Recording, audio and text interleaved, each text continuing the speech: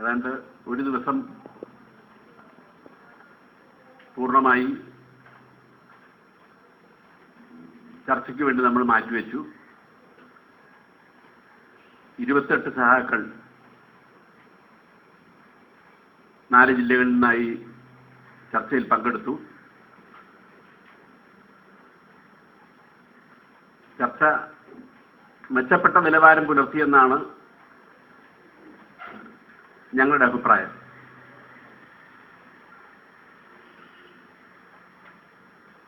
പ്രധാനപ്പെട്ട കാര്യം, ഏത് ലക്ഷ്യം വെച്ചാണോ നമ്മൾ ഈ പ്ലീനം സംഘടിപ്പിച്ചത് ആ ലക്ഷ്യത്തിൽ തന്നെ കേന്ദ്രീകരിച്ചായിരുന്നു ഏതാണ്ട് എല്ലാ സഹാക്കളുടെയും ചർച്ച.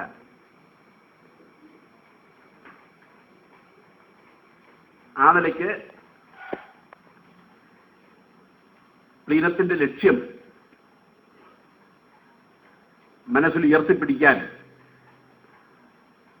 സംഘടനാ ദൗർബല്യങ്ങളോട് ഗൗരവപൂർണമായൊരു സമീപനം പുലർത്താൻ പ്രതിനിധി സഹാക്കൾ ചർച്ചയിൽ പങ്കെടുത്തവർ മാത്രമല്ല, ഗ്രൂപ്പ് ചർച്ച വഴി ചർച്ചയിൽ പങ്കെടുക്കേണ്ട വിഷയങ്ങൾ തീരുമാനിച്ച പ്രതിനിധി സഹാക്കൾ അടക്കം എല്ലാ പ്രതിനിധി സഹാക്കളും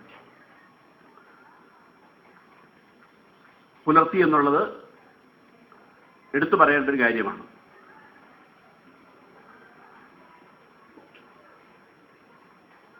ആ നിലയ്ക്ക്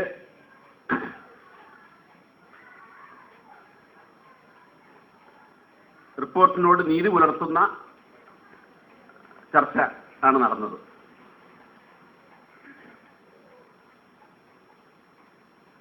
റിപ്പോർട്ടിനോട് അടിസ്ഥാനപരമായി ഏതെങ്കിലും കാര്യത്തിൽ വിയോജിപ്പ്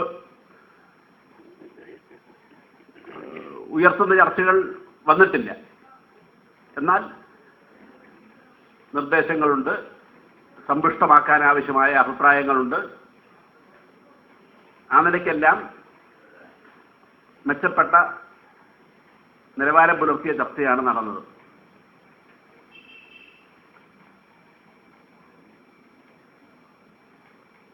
ഈ റിപ്പോർട്ടിൽ പ്രധാനമായി ഉയർത്തിയ ആശയം എന്താണെന്ന് എടുത്തു പറഞ്ഞിരുന്നു.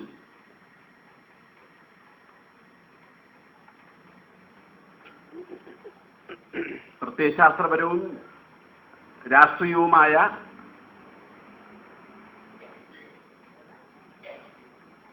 മേന്മ ആശയരാഷ്ട്രീയ മണ്ഡലങ്ങളിൽ നമ്മുടെ പാർട്ടി പുലർത്തുന്ന മേന്മ ഇതര കമ്മ്യൂണിസ്റ്റ് പാർട്ടികൾക്ക് അവകാശപ്പെടാൻ കഴിയാത്ത ആ മേന്മയാണ് നമ്മുടെ കരുത്ത് എന്ന കാര്യം ഈ റിപ്പോർട്ടിൽ ചൂണ്ടിക്കാണിച്ചിരുന്നു.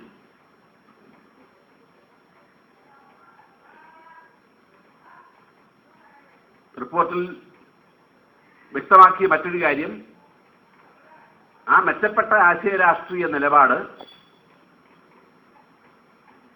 നമ്മുടെ നേതൃഘടകങ്ങളിലെ മെമ്പർമാരടക്കം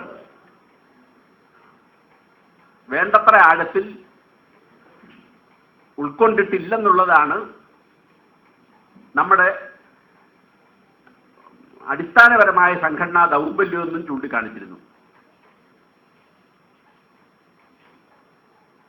ആ കാഴ്ചപ്പാടിനോട് പൊതുവിൽ യോജിക്കുകയാണ് പ്രതിനിധി സഹാക്കൾ ചെയ്തത്. ഇവിടെ ഉയർന്നു വന്ന ചർച്ചകളിൽ അതാണ് ഉണ്ടായത്. ഇപ്പം നമ്മൾ ആവർത്തിച്ചുറപ്പിക്കേണ്ട ഒരു കാഴ്ചപ്പാടാണത്. എന്നാൽ അക്കാര്യത്തിൽ ഇനിയും വ്യക്തത വരേണ്ടതുണ്ട്.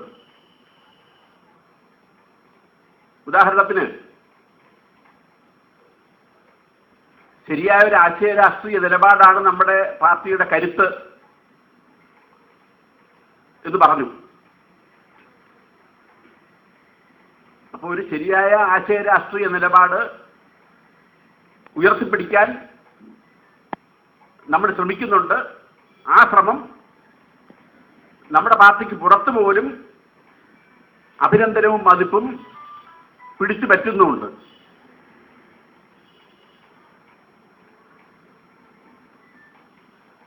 നമ്മൾ പലപ്പോഴും ചൂണ്ടിക്കാണിച്ചിട്ടുള്ളതുപോലെ ഒരു ശരിയായ ആശയരാഷ്ട്രീയ നിലപാടിന്റെ അടിത്തറയിലാണ് പാർട്ടി കെട്ടിപ്പടുക്കുന്നത്, കമ്മ്യൂണിസ്റ്റ് പാർട്ടി കെട്ടിപ്പടുക്കുന്നത്. അടിത്തറ മേൽപ്പുര സങ്കല്പം പാർട്ടി കെട്ടിപ്പടുക്കുന്ന കാര്യത്തിൽ ആശയരാഷ്ട്രീയ നിലപാടിന്റെ അടിത്തറയിലാണ് ഒരു കമ്മ്യൂണിസ്റ്റ് പാർട്ടി കെട്ടിപ്പടുക്കുന്നത്.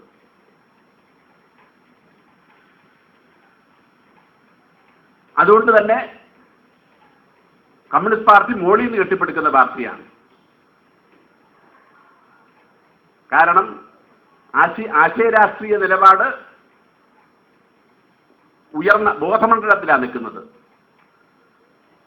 ഉയർന്ന തലത്തിലാണ് നിൽക്കുന്നത്. ആ ഉയർന്ന ആശയരാഷ്ട്രീയ നിലപാട് അതിനെ ആസ്പദമാക്കിയ ആ അടിത്തറയിലാണ് പാർട്ടി കെട്ടിപ്പടുക്കുന്നത്.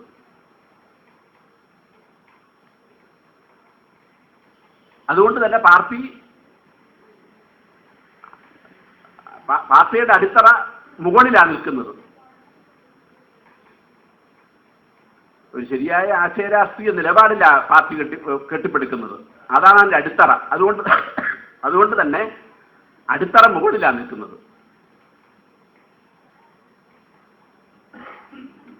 അങ്ങനെ വരുമ്പോൾ ഒരു ചോദ്യത്തിന്റെ ഒരു കാര്യത്തിൽ നമുക്ക് വ്യക്തത ഉണ്ടാവണം.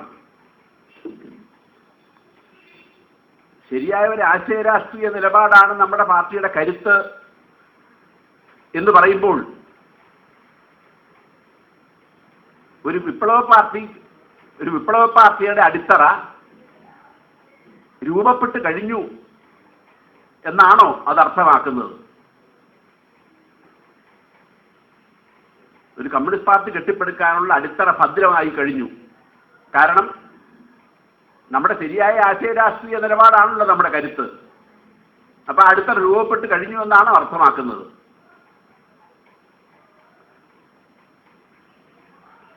അങ്ങനെയല്ല. അത്തരമൊരു ശരിയായ ആശയരാഷ്ട്രീയ നിലപാടിന്റെ രൂപരേഖയായിട്ടുള്ളൂ. അല്ലെങ്കിൽ അടിത്തറ കെട്ടിപ്പടുക്കേണ്ടതിന്റെ മൂലക്കല്ലുകളെ ആയിട്ടുള്ളൂ. നമുക്ക് പാർട്ടി പരിപാടിയുണ്ട്, ശരിയായ ഒരു അടവ് നയമുണ്ട്, ശരിയായ സംഘടനാ നയമുണ്ട്, ശരിയായ രാഷ്ട്രീയ പ്രമേയമുണ്ട്. തീർച്ചയായിട്ടും അതെല്ലാം അടിത്തറയുടെ ഉപാധികളാണ്. അതുകൊണ്ട് മാത്രം അടിത്തറയാവൂ ഒരു പാർട്ടി പരിപാടിയായി, നയപരമായ രേഖയായി? അതുകൊണ്ട് മാത്രമായില്ലെന്നാണ് സ്റ്റിയറിംഗ് കമ്മിറ്റിക്ക് നമ്മുടെ പ്രതിനിധികളെ ഓർമ്മിപ്പിക്കാനുള്ളത്.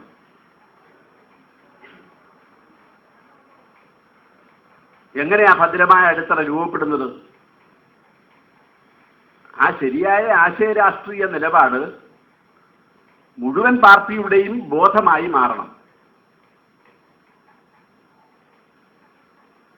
മുഴുവൻ പാർട്ടിയുടെയും, ഏതാനും നേതാക്കന്മാരുടെ അല്ല, മുഴുവൻ പാർട്ടിയുടെയും ബോധമായി മാറുമ്പോഴാണ് ഭദ്രമായ അടിത്തറ രൂപപ്പെട്ടുവെന്ന് പറയാൻ കഴിയുന്നത്. എന്ന് പറഞ്ഞാൽ ഒരു വിപ്ലവ പാർട്ടിയുടെ അടിത്തറ രൂപപ്പെടുത്തുന്നതിൽ ഇനിയും ഒട്ടേറെ മുന്നോട്ട് പോകാനുണ്ട്. അതാണ് സംഘടനാ ദൗർബല്യം. കാരണം ഉയർന്ന ഘടകങ്ങളുടെ മെമ്പർമാരുടെ പോലും ബോധമാക്കുന്നതിൽ വിജയിച്ചിട്ടില്ലെന്നാണ് സംഘടനാ ദൗർബല്യങ്ങൾ വ്യക്തമാക്കുന്നത്. അടിത്തറ രൂപപ്പെടുത്തുന്നതിനുള്ള പ്രവർത്തനം ഇനി ഇനിയും ശക്തിയായി ആസൂത്രിതമായി തുടരേണ്ടതിന്റെ ആവശ്യകതയാണ് ഇത് വ്യക്തമാക്കുന്നത്.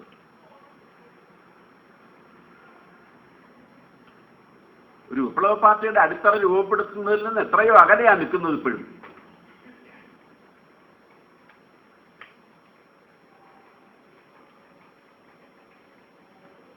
എന്താ ഇത് പറയുന്നത്?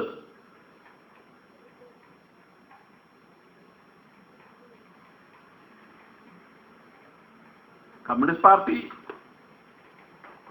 തൊഴിലാളി വർഗത്തിന്റെ വർഗബോധമുള്ള മുന്നണിപ്പടയാണ്. വർഗബോധം, ക്ലാസ് കോൺഷ്യസ് വാൻഗാർഡ്, വർഗബോധമുള്ള മുന്നണിപ്പടയാണ് കമ്മ്യൂണിസ്റ്റ് പാർട്ടി. മുന്നണിപ്പട എന്ന് പറഞ്ഞു കഴിഞ്ഞാൽ പിന്നിൽ നിൽക്കുന്ന അണികളെ നയിക്കേണ്ട ചുമതലയുള്ളത് മുന്നണിക്കാണ്.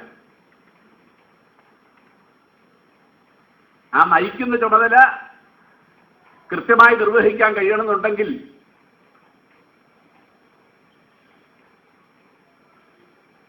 മുന്നണിപ്പടയ്ക്ക് വ്യക്തമായ കാഴ്ചപ്പാടുണ്ടാകണം.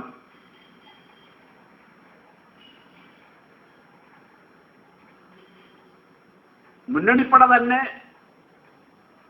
പാർലമെന്ററിസത്തിലേക്കോ അല്ലെങ്കിൽ സാമ്പത്തിക സമരമാത്രവാദത്തിലേക്കോ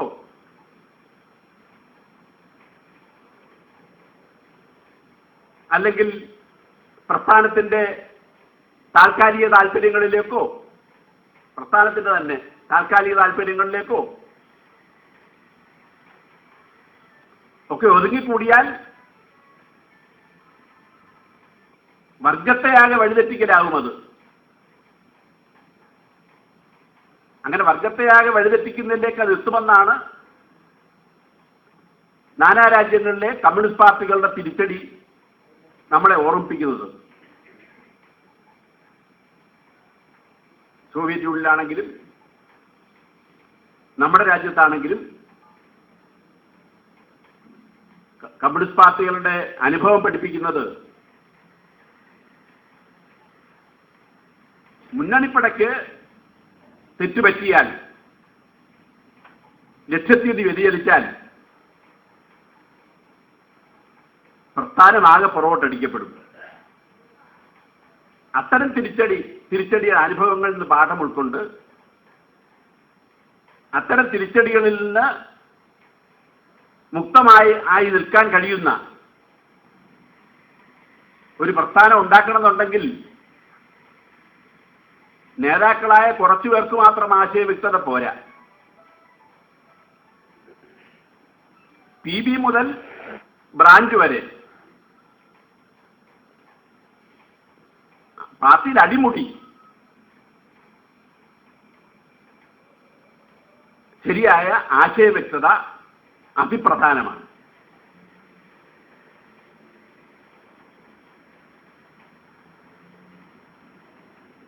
അത്തരമൊരു ആശയവ്യക്തതയുടെ ആവശ്യകത നമുക്ക് ബോധ്യപ്പെട്ടിട്ടുണ്ടോ? ബോധ്യപ്പെട്ടിട്ടില്ലെന്നുള്ള കാര്യം പകൽ പോലെ വ്യക്തമാണ്.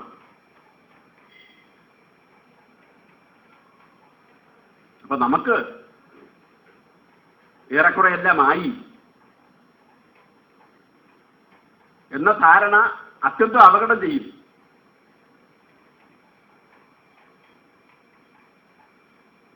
പാർട്ടി അണികളെ ആകെ അത്തരമൊരു ആശയത്താൽ ആയുധമണിയിക്കത്തക്കവണ്ണമുള്ള മെറ്റീരിയൽ നമ്മുടെ കയ്യിലുണ്ട്. അത്തരമൊരു പാർട്ടി നേതൃത്വം നമ്മുടെ അസറ്റാണ്, ആസ്തിയാണ്. അതുണ്ട്. അതാണ് നമ്മുടെ കരുത്തെന്ന് ചൂണ്ടിക്കാണിച്ചത്. പക്ഷെ അത് അപ്പോഴും നേതൃതലങ്ങളിലേ നിൽക്കുന്നുള്ളൂ.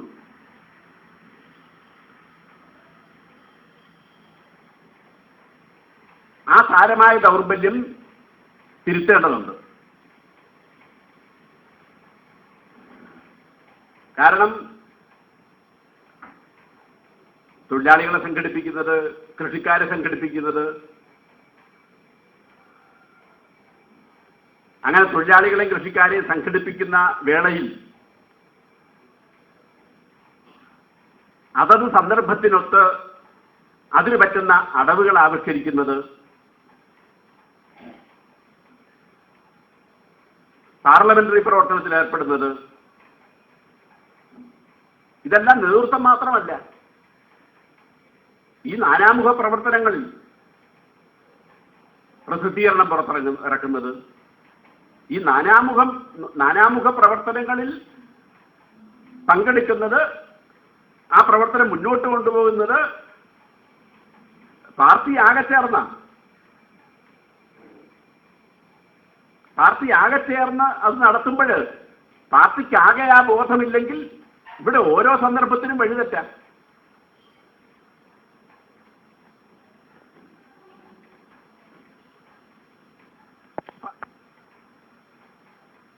സിദ്ധാന്തം സ്വയമേവ ഉണ്ടാകുന്നതല്ല, പ്രയോഗത്തിൽ നിന്നാണ് സിദ്ധാന്തം രൂപപ്പെടുന്നത്. അങ്ങനെ ഒരിക്കൽ സിദ്ധാന്തം ആവിഷ്കരിച്ചാൽ, സിദ്ധാന്തം പ്രയോഗത്തിൽ നിന്ന് രൂപപ്പെടുത്തിയാൽ പ്രയോഗത്തിന്റെ നാനാതരം പ്രയോഗങ്ങളുടെ അനുഭവങ്ങളുടെ സാമാന്യവൽക്കരണമാണ്. അതിനെ സാമാന്യവൽക്കരിച്ച് അതിൽ നിന്നെത്തുന്ന നിഗമനങ്ങളാണ് സിദ്ധാന്തങ്ങൾ.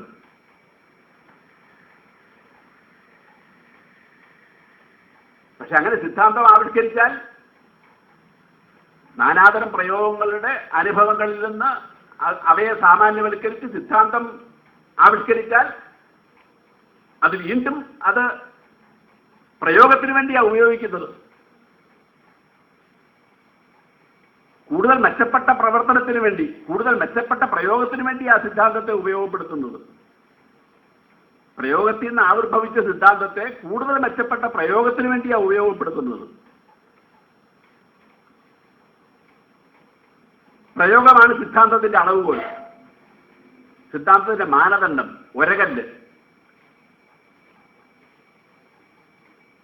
അവിടെ ആ ഒരകല്ലിൽ ഒരച്ച പ്രയോഗത്തിൽ പരീക്ഷിച്ചു നോക്കിയ സിദ്ധാന്തത്തിന്റെ ശരിമ കൂടുതൽ പരിശോധനാ വിഷയമാക്കുന്നത്. പ്രയോഗമാണെങ്കിലോ, പ്രയോഗം ഓരോ വസ്തുനിഷ്ഠ സാഹചര്യത്തിലാണ്. സിദ്ധാന്തം നാനാരംഗത്തെ നാനാ പ്രയോഗത്തിന്റെ അനുഭവങ്ങളുടെ സാമാന്യവൽക്കരണമാണ്, പൊതു സിദ്ധാന്തമാണ്, പൊതുവായ നിയമങ്ങളാണ്. നേരത്തെ പ്രയോഗിച്ച സാഹചര്യം ഏതാണോ അതിൽ നിന്ന് അനുഭവങ്ങൾ, അതിൽ നിന്ന് ആ സിദ്ധാന്തം ആവിർഭവിച്ചത്. പക്ഷേ വീണ്ടും ആ സിദ്ധാന്തം പ്രയോഗിക്കപ്പെടുന്നത് പഴയ പ്രയോഗത്തിന്റെ പശ്ചാത്തലത്തിലായിരിക്കത്തില്ല. അതാ ചരിത്രം ഒരിക്കലും ആവർത്തിക്കത്തില്ല എന്ന് പറയുന്നത്. അപ്പോഴത്തേക്കും പരിതസ്ഥിതി മാറിയിട്ടുണ്ടാവും. ആ മാറിയ പരിതസ്ഥിതിയില്ല പുതിയ പ്രയോഗം.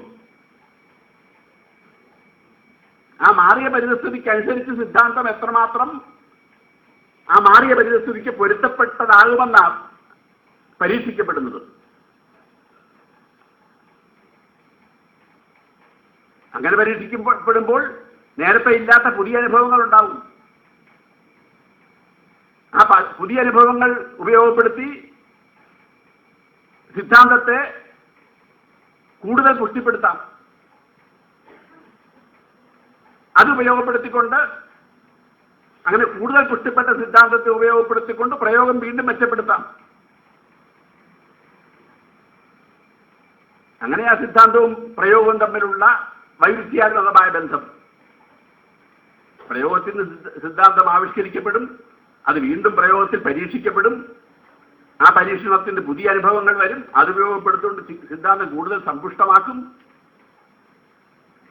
ഇതെല്ലാം ഏത് തലത്തിലാണ് നടക്കുന്നത്? നേതൃതലത്തിൽ മാത്രമല്ല, ഇതെല്ലാം ഓരോ തലത്തിലും നടക്കുന്നതാണ്. അങ്ങനെ സിദ്ധാന്തം സ്വയം ഉൾക്കൊണ്ട് പാർട്ടി കൂട്ടായി ഉൾക്കൊണ്ട് അത് കൂട്ടായി പലതലത്തിൽ പല രംഗത്ത് പ്രയോഗവൽക്കരിച്ച് അതിൽ നിന്ന് അനുഭവങ്ങൾ ഉൾക്കൊണ്ട് സിദ്ധാന്തത്തെ കൂടുതൽ സമ്പുഷ്ടമാക്കി, അങ്ങനെ മാത്രമേ അതിൽ പാർട്ടിയാകെ ഉൾപ്പെടുമ്പോൾ മാത്രമേ ഒരു രാജ്യത്ത്, ഒരു വിശാലമായ രാജ്യത്ത് വിപ്ലവം നടത്താനാവും. ഒരു വിശാലമായ രാജ്യത്ത് വിപ്ലവം നടത്തണമെങ്കിൽ വലിയ പാർട്ടി വേണം. ആ പാർട്ടിക്കാകെ ഈ ബോധം വേണം. പാർട്ടിയിലേക്കാകെ ഈ ബോധം വ്യാപിപ്പിക്കാൻ നമുക്ക് കഴിയണം.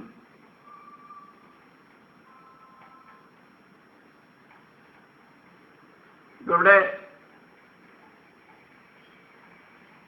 ഇലക്ട്രിസിറ്റി രംഗത്തെ അനുഭവം പറഞ്ഞപ്പോൾ പറഞ്ഞു,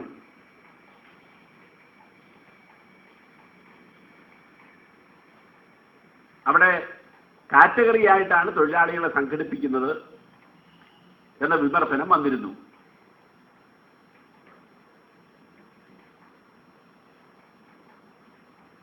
എന്നാൽ കാറ്റഗറിയായിട്ടാണ് സംഘടിപ്പിക്കപ്പെട്ടത്. പക്ഷെ എന്നാൽ അവിടെ കാറ്റഗറിയായി നിൽക്കാൻ അനുവദിച്ചില്ല, ഫെഡറേഷൻ എന്നുള്ള ഉയർന്ന തലത്തിലേക്ക് എത്തി എന്നൊക്കെ പറഞ്ഞു.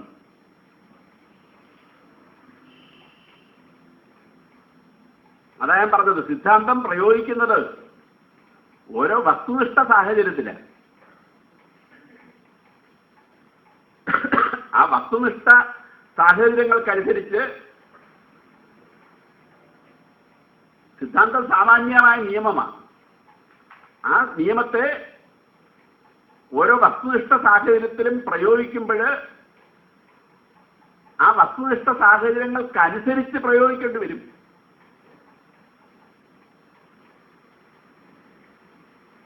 തൊഴിലാളി വർഗത്തെ സംഘടിപ്പിക്കലാണ് ലക്ഷ്യം. അങ്ങനെ തൊഴിലാളി വർഗത്തെ സംഘടിപ്പിച്ച് അവരുടെ രാഷ്ട്രീയ ബോധം ഉയർത്തലാണ് ലക്ഷ്യം. അങ്ങനെ രാഷ്ട്രീയ ബോധം ഉയർത്തുന്നതിന് കാറ്റഗറിയും അത്തരം സങ്കുചിത ബോധങ്ങളും തടസ്സമാണെന്നുള്ളതും നേരാണ്, സത്യമാണ്. അത്തരം തടസ്സങ്ങളെ അതിജീവിക്കുക തന്നെ വേണം.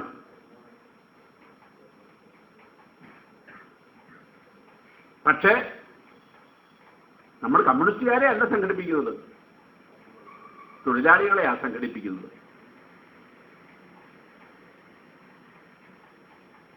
തൊഴിലാളികളെ സംഘടിപ്പിക്കുമ്പം അവരുടെ ബോധം എവിടെയാണോ നിൽക്കുന്നത് അതുകൂടെ കണക്കിലെടുത്തുകൊണ്ടേ സംഘടിപ്പിക്കാൻ പറ്റൂ. അത് അംഗീകരിച്ചു കൊടുക്കലല്ല, പക്ഷെ അതുകൂടെ കണക്കിലെടുത്ത് അവരെ സംഘടിപ്പിക്കാൻ പറ്റൂ.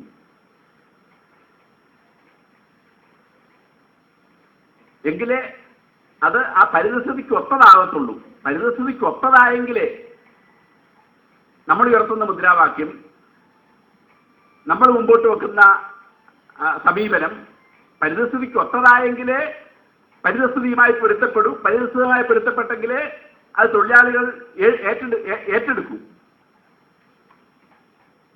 അപ്പൊ അവിടെ നമ്മുടെ അഭിലാഷം മാത്രം പോരാ, നമുക്ക് അഭിലാഷം വേണം, നമ്മുടെ ലക്ഷ്യബോധം വേണം. ലക്ഷ്യബോധം ഒരു നിമിഷം വിസ്മരിക്കരുത്.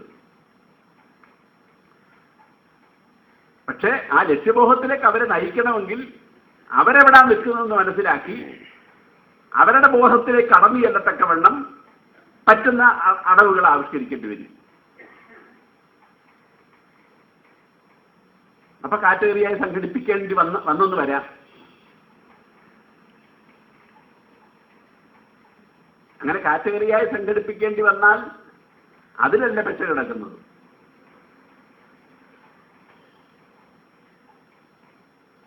തൊഴിലാളിയുടെ ബോധം അതായതുകൊണ്ട് അവിടെ തന്നെ നിന്നാ മതി എന്ന് ധരിച്ചാലാണ് തെറ്റ്. അതുകൊണ്ടാണ് അവരെ അവിടുത്തെ പരിതസ്ഥിതിക്കൊത്ത് അവിടെ നിൽക്കാൻ അനുവദിക്കാതെ അവരെ ഉയർന്ന തലത്തിലേക്ക് നയിക്കത്തക്കവണ്ണമുള്ള പുതിയ മുദ്രാവാക്യങ്ങളുടെ, പുതിയ സംഘടനാ അടവുകളുടെ ഒക്കെ പ്രശ്നം വരുന്നത്.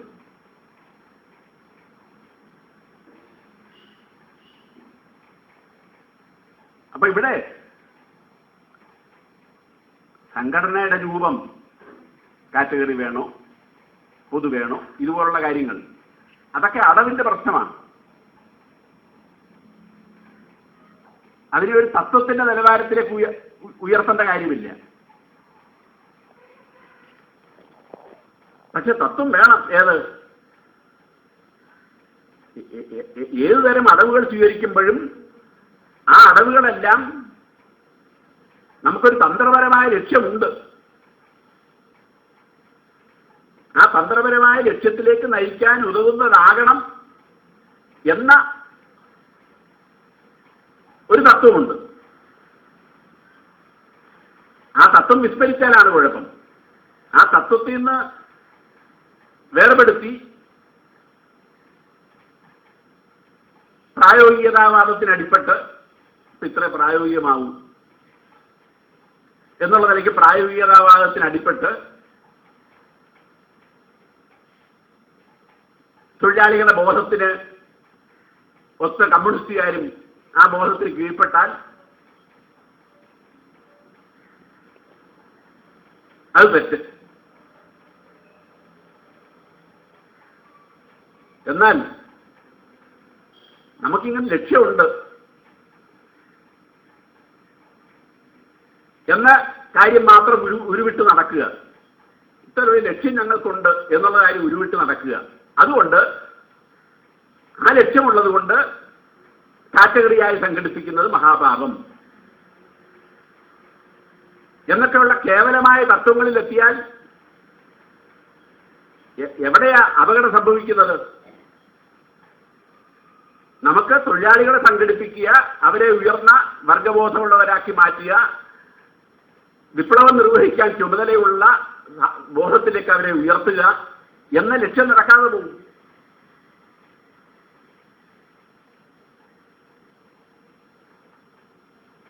അപ്പൊ അവിടെയാണ് സിദ്ധാന്തവും പ്രയോഗവും എന്നുള്ളതിനകത്ത് പ്രയോഗമാണ് കൂടുതൽ സമ്പന്നം എന്ന് പറയുന്നത്. കാരണം ഓരോ പുതിയ പ്രയോഗവും ഓരോ പുതിയ പരിതസ്ഥിതിയിലാണ്. ആ പുതിയ പരിതസ്ഥിതിയിൽ നിന്ന് പുതിയ അനുഭവങ്ങൾ ആർജിക്കുക. അങ്ങനെ പുതിയ അനുഭവങ്ങൾ ആർജിച്ച് സിദ്ധാന്തത്തെ വികസിപ്പിക്കത്തക്കവണ്ണം ഓരോ പ്രയോഗവും സമ്പന്നമാണ്. ഓരോ പ്രയോഗവും പുതിയ അറിവ് തരുന്നതാണ്. ഈ നിലയ്ക്കെല്ലാം നമ്മുടെ പ്രവർത്തനത്തെ, സിദ്ധാന്തത്തിന്റെ പ്രാധാന്യത്തെ, അത് പ്രയോഗത്തിൽ കൊണ്ടുവരേണ്ടതിന്റെ പ്രാധാന്യത്തെ, അതിൽ നിന്ന് അനുഭവങ്ങൾ ആർജിക്കേണ്ടതിന് അത് ആരാ ചെയ്യേണ്ടത്? അനുഭവങ്ങൾ ആർജിക്കേണ്ടത് നേതാക്കളായ ആരെങ്കിലും ഒന്നോ രണ്ടോ പേരാണോ? അനുഭവങ്ങളെ വീണ്ടും തിയറൈസ് ചെയ്യേണ്ടത്, വീണ്ടും സൈദ്ധാന്തികവൽക്കരിക്കേണ്ടത് ആരുടെ ചുമതലയാ? അത് വേറെ ആരെങ്കിലും ചെയ്തുകൊള്ളെന്ന് പറഞ്ഞാൽ അത്രയും ബോധം ആ പാർട്ടി മെമ്പർക്ക് കുറവാണെന്ന് അതിൻ്റെ അർത്ഥം. പ്രയോഗത്തിൽ നിൽക്കുന്നവർ തന്നെ ആ അതിന്റെ അനുഭവങ്ങളിൽ നിന്ന് സിദ്ധാന്തത്തെ മെച്ചപ്പെടുത്തേണ്ടത്, സിദ്ധാന്തവൽക്കരിക്കേണ്ടത്. അങ്ങനെ സിദ്ധാന്തത്തെ പ്രയോഗത്തിൽ കൊണ്ടുവരാനും ആ പ്രയോഗത്തിൽ നിന്ന് പുതിയ അനുഭവങ്ങൾ വിലയിരുത്താനും, ലഭിക്കുന്ന പുതിയ അനുഭവങ്ങൾ വിലയിരുത്താനും അതിനെ സാമാന്യവൽക്കരിച്ച് സിദ്ധാന്തത്തെ മെച്ചപ്പെടുത്താനും അല്ലെങ്കിൽ പുതിയ സിദ്ധാന്തം ആവിഷ്കരിക്കാനും ഒക്കെ കഴിയേണ്ടത് കമ്മ്യൂണിസ്റ്റുകാരനാണ്. ഉയർന്ന കമ്മിറ്റി മാത്രമല്ല, കമ്മ്യൂണിസ്റ്റ്